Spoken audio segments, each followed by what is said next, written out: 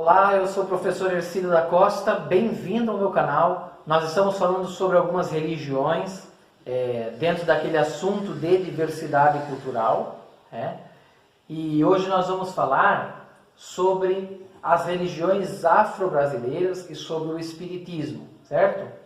Então, nas religiões afro-brasileiras nós temos o candomblé. O candomblé como uma religião que se inicia na África e vem para o Brasil, e aqui ela recebe características brasileiras, inclusive aqui no Brasil ela recebe características da Igreja Católica, porque vamos pensar que o candomblé foi uma religião vinda da África pelos africanos, que aqui no Brasil eles eram escravizados. Então era uma religião dos escravos, basicamente. E para que essa religião não fosse oprimida num país católico, eles pegaram aspectos. Então, alguns orixás, por exemplo, são representados por estátuas de santos católicos. A Iemanjá, por exemplo, é representada por Nossa Senhora dos Navegantes. E São Cosme e Damião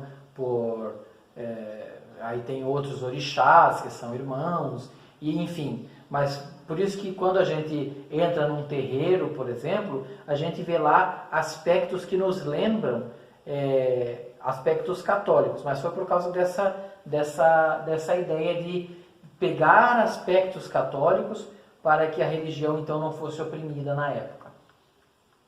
Certo? Então se tem os orixás, né? Os orixás que são divindades que entram em contato com os seres humanos através da incorporação, certo? A incorporação de médiuns, de pais de santo e mães de santo, que são pessoas que recebem esses orixás, que recebem essas divindades, para que essas divindades possam entrar em contato com os seus filhos, em contato com a humanidade, certo? Uma religião muito parecida com o candomblé é a Umbanda. Só que a Umbanda, ela é uma religião brasileira. Ela não é uma religião que nasceu fora do Brasil. Ela nasceu no Brasil, de aspectos africanos, mas é uma religião brasileira. Também tem os orixás, que são essas divindades, e existe também incorporação de humanos, ou seja, na Umbanda se tem uma cultura de valorização dos antepassados. Então, os antepassados, também, os espíritos dos antepassados também incorporam nos médiuns e nas mães e pais de santos para entrar em contato com a família, com a humanidade, para educar, instruir na fé essas pessoas. Então, além de ter orixás, que são espíritos de divindades, existem também incorporação de humanos, ou seja, espíritos de ancestrais, o preto velho, sei lá, tantos outros, né? Que daí incorporam nesses médiuns também para participar dessa festa, dessa celebração, certo? Inclusive o candomblé e a Umbanda são religiões de muita festa, de muito barulho, de muita alegria, né?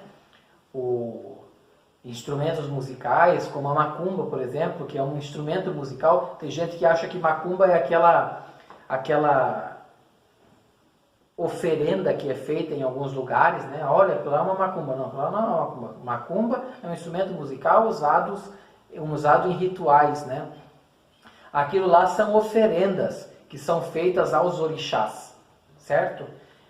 Culturalmente tem explicações históricas de que se deixava comida para que os escravos fugidos se alimentassem e tudo, mas religiosamente falando, teologicamente falando, tem uma explicação. Se oferecem às divindades, geralmente na encruzilhada se oferece para o tranca-rua, para que as suas orações cheguem mais facilmente às suas divindades e tal, certo? E o espiritismo, que é uma religião que se difundiu assim, extremamente no Brasil, nasce com Allan Kardec, que é um francês, mas no Brasil o espiritismo cresce exageradamente, assim, né? Muito facilmente, que nos outros países não é tanto assim. Então, o Espiritismo é o trato do mundo paranormal. Allan Kardec, inquieto com os fenômenos paranormais que acontecem na vida dele, ele começa a estudar e entra em contato com espíritos. Esses espíritos, então, falam com ele, e aí cria-se toda essa doutrina filosófica chamada Espiritismo, que acredita na reencarnação. O que é a reencarnação? As pessoas nascem várias vezes numa ideia de tentar se aperfeiçoar, tentar se aprimorar, né? E o Espiritismo acredita muito na vida da caridade para desencarnar. Então, o Espiritismo é uma doutrina religiosa que esbanja caridade e cuidado com as outras pessoas, certo? Existe muita superstição em relação ao Espiritismo, muito preconceito também, não só em relação ao Espiritismo, mas em relação às religiões afro-brasileiras, coisa do diabo e tal. Já falei isso em outros vídeos, né? Na Umbanda, no Candomblé, nem existe diabo, então, porque é coisa do diabo. Gente, isso é um preconceito cristão assim, terrível, porque não existe diabo para Umbanda, não existe diabo para o Candomblé, então é uma coisa muito equivocada, certo?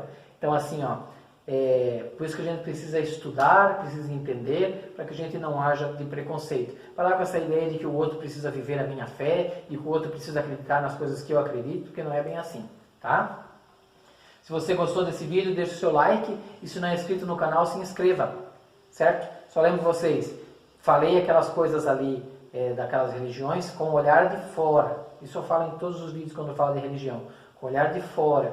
Olhar de fora é fácil acontecer equívocos, né? Erros. Então, assim, peço desculpa se alguém é adepto dessas religiões e falei bobagem, mas é uma forma que eu encontro de quebrar alguns preconceitos e mostrar um pouco dessas religiões. Um abraço, até a próxima. Valeu!